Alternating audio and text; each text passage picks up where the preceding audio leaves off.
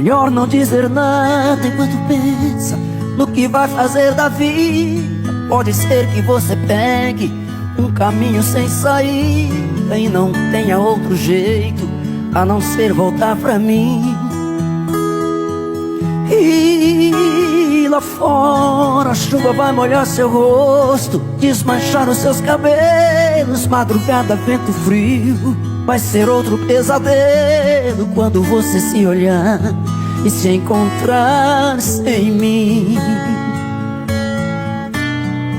Se a gente fica longe um do outro, vai pintar tanta saudade, feito quando apaga a luz e o escuro da cidade faz a gente tropeçar nas pedras que estão pelas ruas.